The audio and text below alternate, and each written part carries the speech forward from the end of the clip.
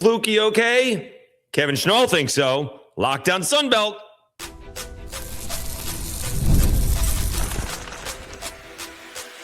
You are Locked On Sunbelt, your daily podcast on the Sunbelt Conference, part of the Locked On Podcast Network, your team every day. Hi, Dave Schultz, Locked On Sunbelt, your teams every day. We'll get into the Sunbelt weekend preview. We'll do that. The NCAA has ruined the NCAA basketball tournament. I know we're all shocked about that. But let's start it off with a little baseball. And I don't know if Doff protests too much, but Kevin Schnall went off on something that somebody said about Cam Flukey, and I was kind of wondering if it was me. I've never spoken to Kevin Schnall. I have never met Kevin Schnall. I've tried to get Kevin Schnall on the show many times, but he hasn't come on. Okay. But I missed what happened on Sunday for the show on Monday, so I said something on Monday morning's quick recap, right? Okay, so here is, hopefully this starts at the beginning. All right, this is what I said. Third innings. We'll hopefully also missed this, my fault. Cam Flukey got shelled a little bit on Sunday. Gave up 6 runs in 2 1/3 innings. Hopefully he will bounce back, but he gave up all of 40 runs, 36 earned last year, and over 100 innings, and did not pitch well against Georgia Southern last weekend. So hopefully that is an aberration for Coastal Carolina, because they're gonna go as far as Cam Flukey can take them, is what's gonna happen. All right, I don't think I spoke too much out of turn, although I did go back and watch the game, all right, which I hadn't done on Sunday. So he gave up a couple of hot shot base hits, one to Colby Thorndike at first, which could have been a double play, and Ty Barango couldn't get it. I'm not sure if the base runner got in front of Barango's way or not, but that ended up bringing a run home. All right. And so instead of maybe no run scoring in the first, you did have 3. Now in the third inning, he got into trouble and the bullpen couldn't get him out of it. So all the guys on base, although they didn't come in when he was on the mound, came in eventually. So he's charged with the runs. Okay. So it wasn't like a bunch of doubles and home runs, but it was still 6 runs in 2 1/3 innings. And even though maybe Thorndike and Barango could have made the plays, they were both ruled base hits.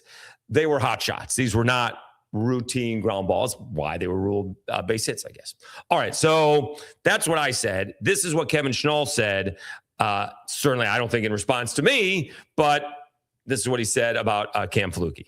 If Cam Flukey was pitching in any organization right now, he would not be coming back after being off for 9 weeks, throwing in competitive environments where he's supposed to win a game, right? I mean, Garrett Cole with the New York Yankees is pitching in Hudson Valley where it's a non-meaningful game. If he was in a professional organization, he'd be on the backfields right now preparing, right? Ultimately, this guy's asked to compete and win games versus teams that are trying to win, and he's trying to do it as he's kind of cleaning up some rust. Listen, Cam Flukey is the least of our concern right now. This dude will be right in the middle of our quest to not only win a championship, but to compete in a regional, right? And us not being able to close the deal versus Georgia Southern on Sunday was not because of Cam Flukey. Cam Flukey is the ultimate competitor. He's given this team everything that we have. Every single major league organization, it is an absolute slam dunk, no-brainer to draft this guy. There should be no concerns on Cam Flukey. Again, he's kind of expedited his ability to pitch and compete because he's so competitive and he wants to help this team win. Again, I'm excited to see what this dude brings to the table on Sunday, but most importantly, what he's going to be for this team here when we go on this run to hopefully win a championship and compete in a regional. Okay. A few things. First of all, that was Brandon Dunn video, courtesy of him, Channel 15 in South Carolina. All right. So a couple things there. I'm not sure if one thing has to do with another.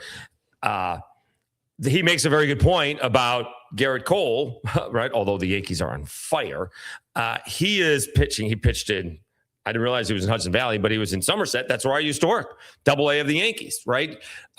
Fans there think the games count, but all minor league baseball games are basically exhibition games, technically. And so he's right. So he's doing it. And that's why I always say in minor league baseball, they actually want you to fail. It is ridiculous. But they want you to struggle a little bit before they put you in the big city where you're going to have more than one TV camera and one newspaper reporter and more than one sports talk station, right? You got to deal with a lot of media. Whereas in the minors, you got one guy, maybe a couple of TV stations, you're lucky if you have a newspaper reporter these days, but that's what minor league baseball is for. So Kevin Schnall is not wrong there. He'd be doing it out of the limelight, and he'd be competing against guys that it may not matter if you win, but are certainly trying to get to the big leagues. So there's that. All right. I disagree with him, and I told you what the game was. When he says we didn't close the deal out because of at Georgia Southern, Cam Flukey wasn't a reason. A little bit of a reason. I mean, a little bit. All right. They scored 4 runs on 5 base hits, but they still gave up 7. He wasn't the only reason, but a little bit of a reason. All right. It's not like he pitched extremely well. They could have gotten out of the first inning, maybe double play in the third inning gets you out of it too. But again, he had a little bit of the reason. And then how he pitched and being competitor, I don't know if there was an edit in there because he kind of went off on a different tangent. But maybe basically it sounds like to me, he came back a little soon, right? He wants to help so much that maybe his rehab was expedited a little bit, and maybe he could have used a little bit more practice, if you will, throwing on the side, if you will. But at the same time, Cam Flukey sees the calendar, and he's going to get one more start before the Sun Belt Conference tournament. And if all goes well for Coastal Carolina, he's going to be pitching them into the championship game of the Sun Belt Conference tournament, right? He'll pitch in the semifinals if all goes well. All right. So there's that. So I think maybe there was maybe 2 different things. He was defending Cam Flukey that it wasn't all on him on Sunday. All right. A little bit on him. And, saying, hey, the stats, which I made the mistake of, if you're just looking at the stats, it doesn't tell the whole story. I admit that. And defending him and trying to get him looked at for the bigs. All right. And I don't think that's going to be an issue. All right. They will, obviously, everybody is going to talk to Kevin Schnall. They're going to get a doctor's report. They're going to talk to Cam Flukey, right? The biggest thing for Cam is that how he feels the day after he pitches. Now, he's only pitched, I think he pitched more than, let me see if it says this. This is from the Georgia Southern site. Flukey did 47 pitches. Remember, he only did 24. And so the most important thing for him is how does he feel the next day? Right. It's not only how you feel on the mound, but how you feel the next day so you can get ready for your next start. All right. And he's already raring to go. And remember, he's going to pitch Sunday, this Sunday, but then he's going to be on short rest for the last weekend of the season, which would be on Saturday. So we shall see how all that goes. But I don't know what set Kevin Schnall off, if something did in the press conference or not. Again, I doubt that it was me. Again, I've never met Kevin Schnall, so I don't know if someone showed him the video. I don't know why that would be the case. I did say that he got shelled, but I also said hopefully it's an aberration. And we did agree, by the way, if you heard him say, I said that Cam Flukey, they're going to go as far, Coastal Carolina is going to go as far as Cam Flukey takes him. And he said he's going to be right in the middle of this championship run, which he was referring to Sun Belt and the regional. So in the NCAA tournament, which we agree on. All right. So I think Cam Flukey is going to be okay. Again, a couple of defensive plays are made. That outing does not look nearly as bad. They were ruled base hits, not blaming anything, but both those balls were hit almost directly at the infielders, and they could not make those plays. All right. And then got into a little trouble in the next inning. They got him out of there, but the bullpen couldn't clean up his mess. So that's where we are. All right. NCAA ruins the college basketball tournament because, of course, however, stay tuned. We'll talk about that after I tell you about Rougier.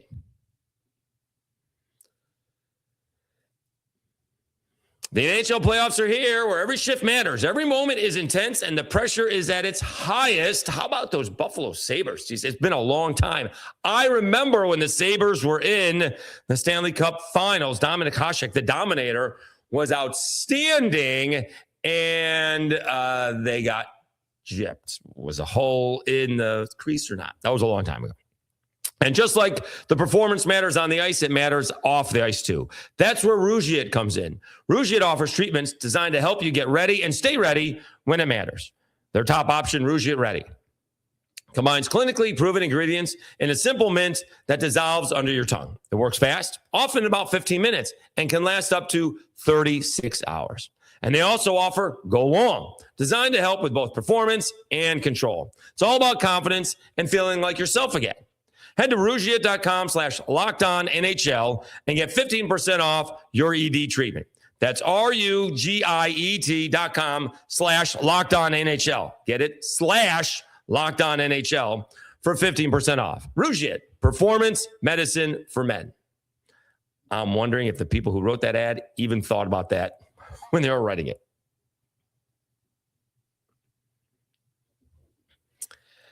And don't forget about the Everydayer Club, your chance to get Locked On Sunbelt for ad-free. And you get also that members-only Discord access at lockedonsunbelt.supercast.com, lockedonsunbelt.supercast.com, lockedonsunbelt.supercast.com. Okay.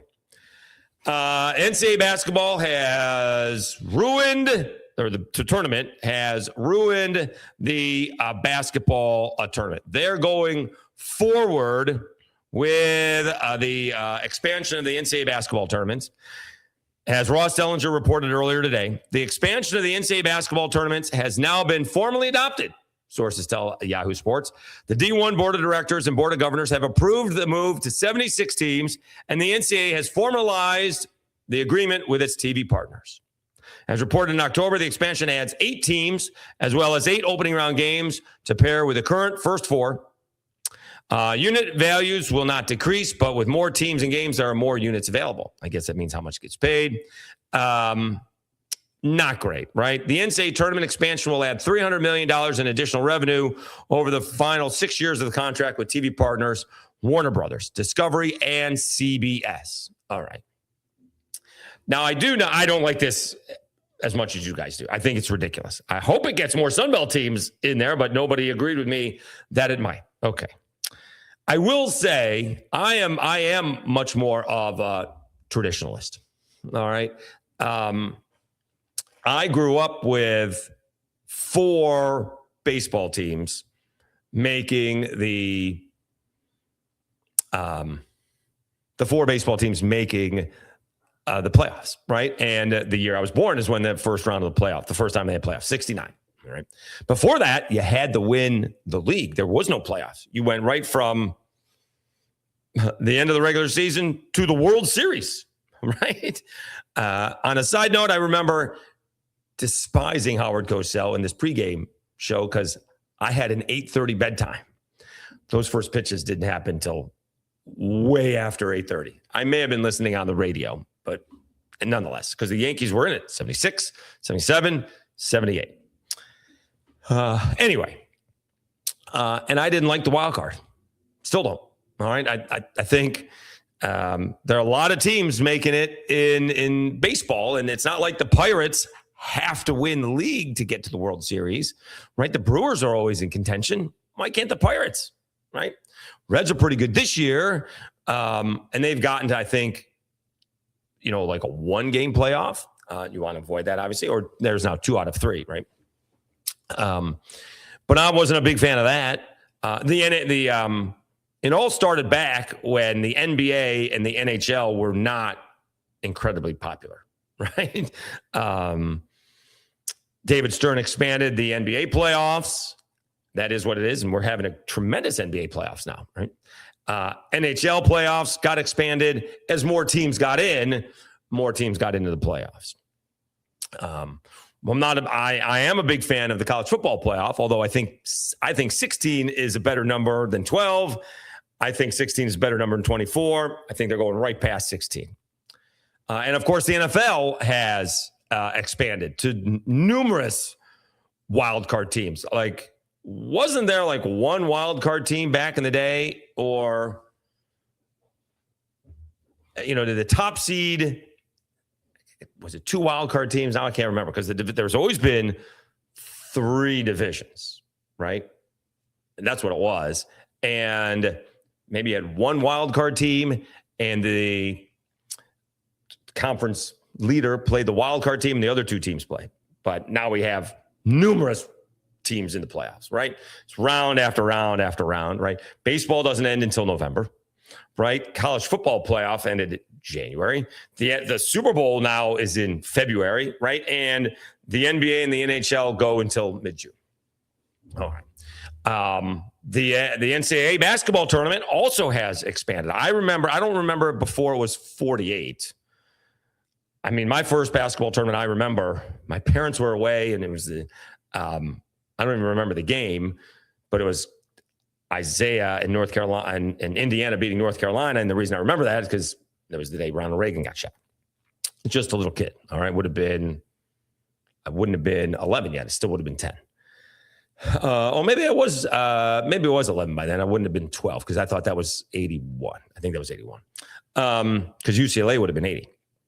So, but then I remember them all ever since that, right? It was, Jordan beating Georgetown, and then NC State, and then Georgetown winning, and then Villanova, and so on and so forth. We'll just skip right past 87. Anyway, but then they expanded it to 64, went to 65, we've gone to 68, and now we're just going to 76. And it is amazing. We are getting some truth serum from these coaches saying, if we make the playoffs, we're not getting fired. More people make the NCAA tournament, we're not getting fired. I've mentioned that with that 12-team playoff, that there's more pressure on the coaches.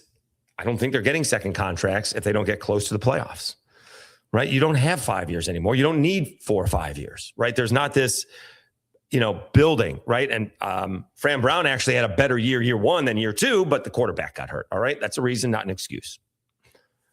And so these coaches under immense pressure, right? I mean, they say Lane Kiffin doesn't have to win it this year. He certainly has to be in it. And I would tell you, if he's not playing for a chance to be in the championship game, I don't think he did a good job. All right. Now, there may be reasons for that. We'll see how many injuries get there. But, when you're paying for your roster, you got to have some depth to it. So we'll see how this NCAA tournament thing goes. Certainly, there's going to be more basketball games. I mean, is anybody complaining about that? More basketball games. All right. The FanDuel is going to be out there. More games for Brandon Sorsby to bet on. Ooh, too soon? Too soon. So, because we never complain about more football games, right? We all like our brackets, and it just is an even number. But their only reason they're doing it is the coaches like it, because more coaches are going to get there, right? And there's more money involved. That's it. So, they are ruining it. I don't like it, but we are getting more basketball.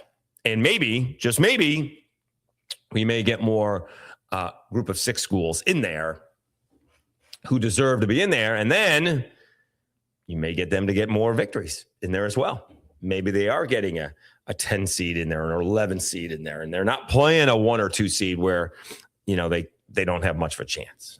We shall see. But the NCAA has ruins the basketball tournament, but talking out of both sides of my mouth, it's given us more basketball and maybe a better chance for the group of 6 schools to get in there. All right. It is all just about the money. All right. And, let's not kid ourselves. It's just all about the money. It's not about winning, although the winning turns into more money for either the coaches, the ADs, the TV contracts. Just turns into more and more money. All right, let's continue to look over some of that Sun Belt weekend preview. We did a lot of that on yesterday's episode. We'll do more of it coming up. All right. Thank you. We are continuing to grow. I know yesterday's episode, I didn't have as many shorts because we did the episode in the morning. I did interview. I got the coaches lined up. All of them came on. All of them were great, from Clay Helton to Butch Jones to Jared Parker. All right. And I just think they're going to be Tuesday, Wednesday, Thursday of next week. That's when I think we're going to have them. Won't take any time to put them together, but we are doing more football next week. So that'll be a lot of fun. And hopefully once those guys get on, other schools will respond and get their guys on. We shall see. But please go over to Locked On Sunbelt over on YouTube and subscribe, Apple and Spotify as well. You can get it when you're just working out, walking in the neighborhood, taking the dog for a walk, whatever the case is. All right. Do appreciate it. The numbers are continuing to grow. Again, the social media thing has been a big hit, putting a little bit more than the minimum effort in there, right? Beyond Facebook and Instagram, but now TikTok and Threads and Blue Sky. It is helping out, and I can see the difference. So I appreciate you. I'm thanking you for continuing to get this Sunbelt Locked On Sunbelt podcast to grow. And I just want to always tell you how much I appreciate you guys. Thank you so much. All right, Dave Schultz, Locked On Sunbelt, your teams every day. All right, yesterday we did a big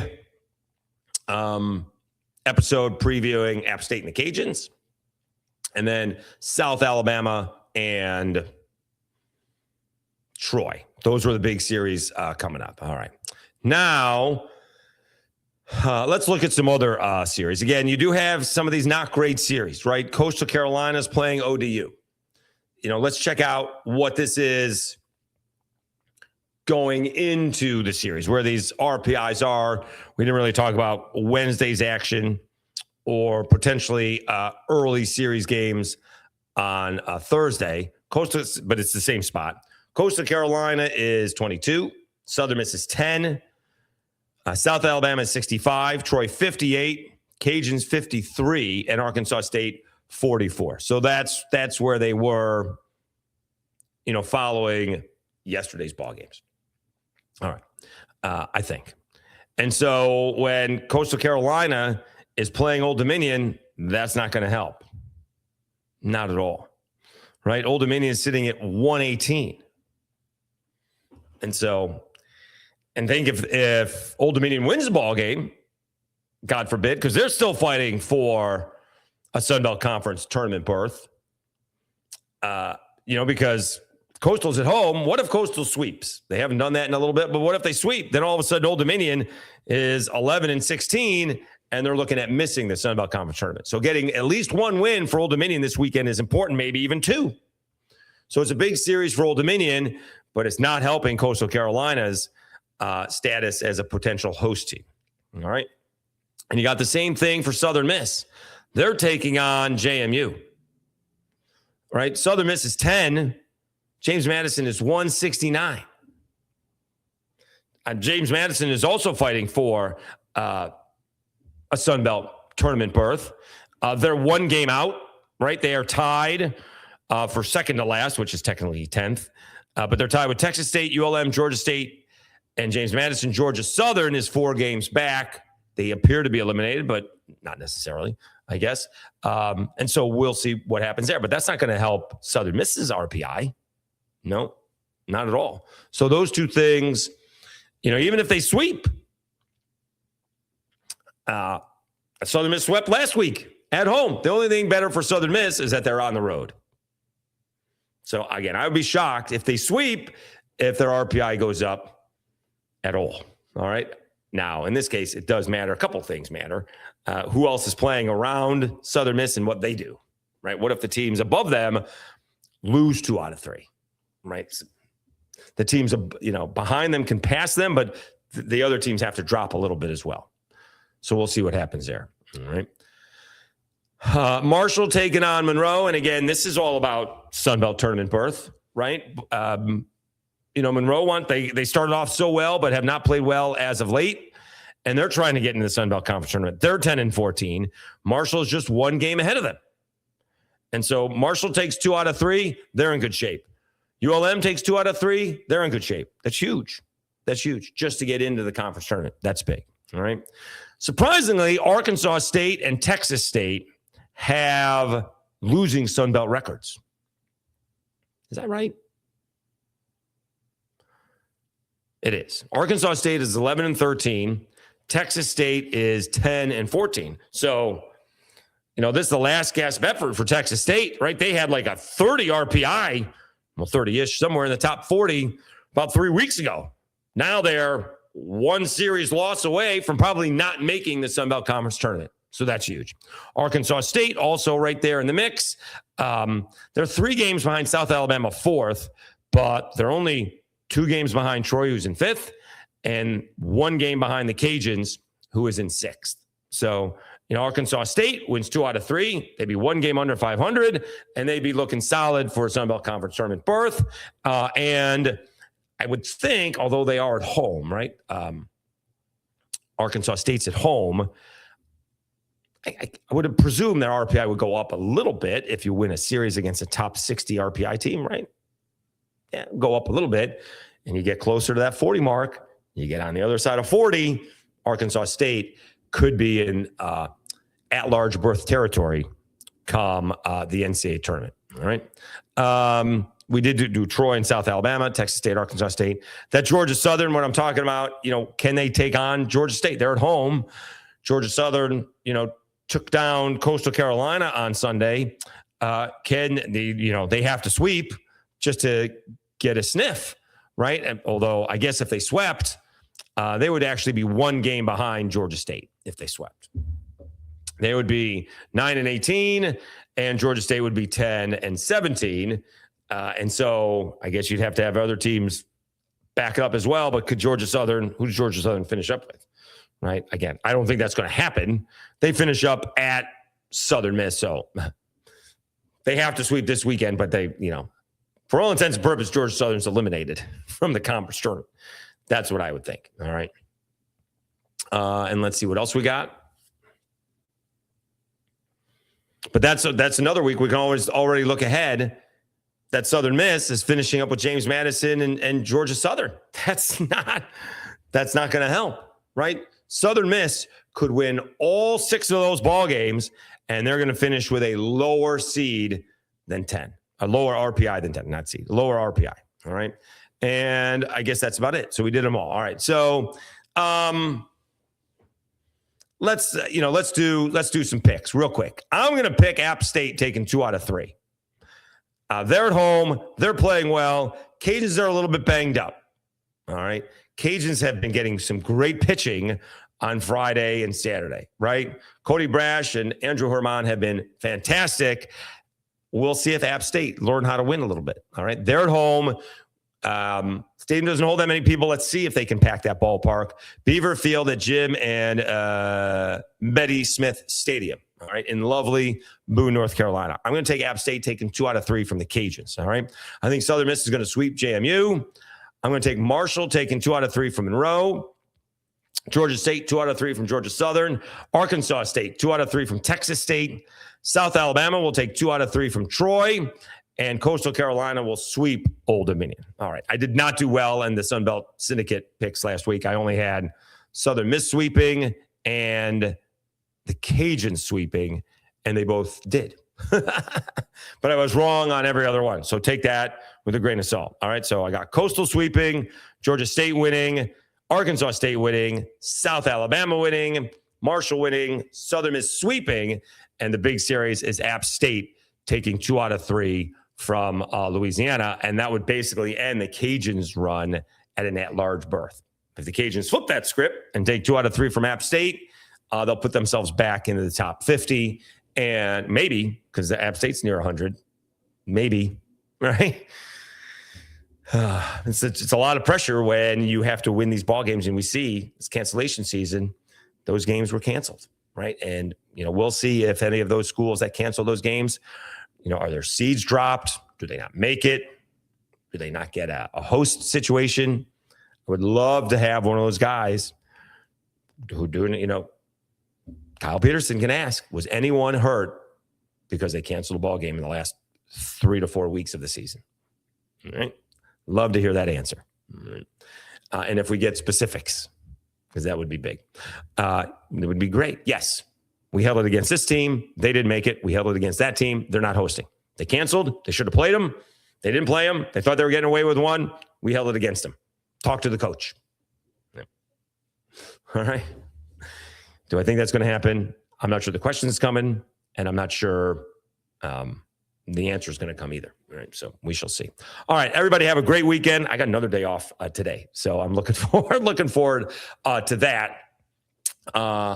And then, it's busy season where I work. So it'll be a big weekend. I think I'm off again next Wednesday and Thursday. So maybe we get some more coaches in next week. They all know I could do it in the evening as well. And here I get to benefit from being in the Eastern time zone where they can be finishing up work in the Central time zone, not getting in the way of family business. Don't want to ever do that. All right. Although I think it was Kermit Davis who did it from home. So I appreciated that. That was kind of cool. All right. Thank you so much. Really do appreciate it for tuning in. Locked On Sunbelt over on YouTube and Apple and Spotify as well. All right. Thank you so much. And have a great and safe weekend. We'll talk to you again on Monday. You've been watching Locked On Sunbelt, your teams every day. Have a good one, folks.